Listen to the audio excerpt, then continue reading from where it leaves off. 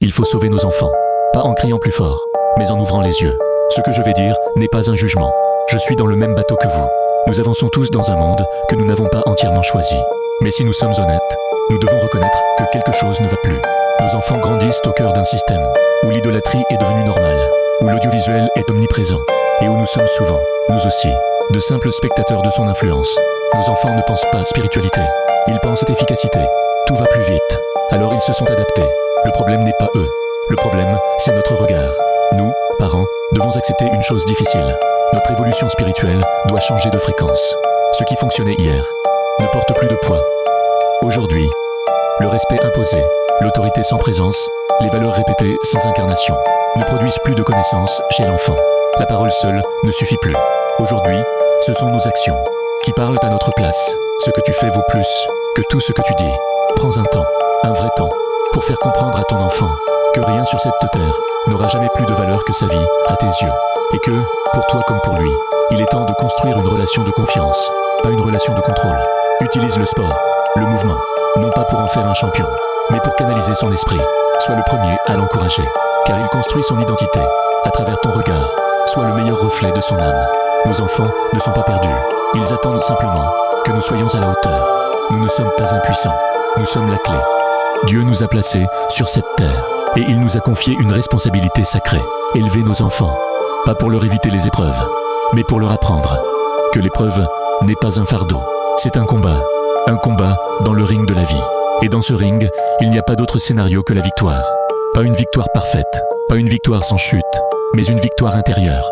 Nos enfants ne nous regardent pas. Quand tout va bien, ils nous analysent. Quand nous prenons un coup, quand la vie nous frappe au menton, quand nous tombons, ils observent une chose essentielle, notre manière de nous relever. Quand nous sommes à terre, chaque combat compte. Il n'y a pas de petits combats, il n'y a pas de petites victoires. À travers chaque épreuve, nous formons notre esprit. Et cet esprit, nos enfants le lisent. Dans notre attitude, si nous fuyons, ils apprendront à fuir. Si nous restons à terre, KO, ils iront chercher ailleurs les repères et l'énergie dont ils ont besoin pour s'élever. Mais si nous nous relevons, même blessés, même fatigués, même en tremblant, alors nous devenons leur repère, pas par les mots. Par l'exemple, nous ne sommes pas parfaits, mais nous sommes présents. Et cette présence est déjà une victoire. Nous ne sommes pas impuissants, nous sommes la clé. Nous ne sommes pas venus sur cette terre pour survivre. Nous sommes venus pour transmettre. Dieu ne nous a pas seulement confié une vie, il nous a confié une génération. Mais surtout quand tout tremble, chaque épreuve est une leçon déguisée. Chaque chute est un entraînement. Et dans ce ring, il n'y a pas de scénario alternatif. Il n'y a que l'attitude. Ce que nous incarnons parle plus fort que ce que nous disons. Nos enfants nous regardent quand tout va bien, parce que chaque petit combat forge un grand esprit. Chaque combat est un round de plus dans le ring. Il n'y a pas de fuite honorable. Il n'y a pas de défaite acceptable. Si nous reculons, ils apprendront la peur. Si nous résistons, ils apprendront la force. Si nous avançons, ils apprendront la victoire. Il n'existe pas de petits combats. On ne choisit pas toujours les épreuves, mais on choisit toujours la posture. Se tenir droit quand c'est dur. Rester calme quand ça brûle. Avancer quand tout dit d'abandonner. C'est ça, être la clé. Pas un sauveur, pas un héros parfait, mais un exemple vivant. Le mouvement guérit, l'action libère, la constance transforme.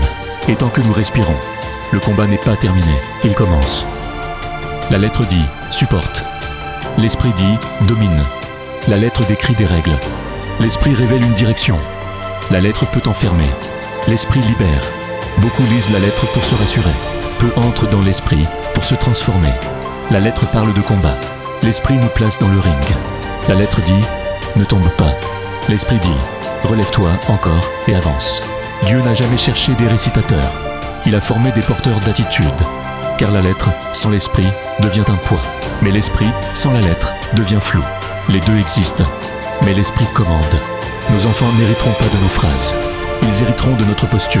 Quand la lettre dit « aie peur », l'esprit dit « reste droit ». Quand la lettre dit « fuis », l'esprit dit « fais face ». Quand la lettre dit « tu es faible », l'esprit dit « tu es en construction ».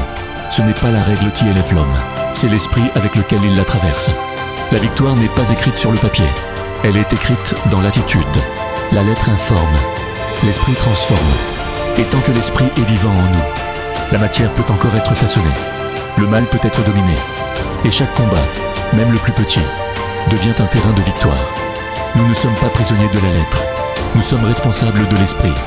Et ça change tout.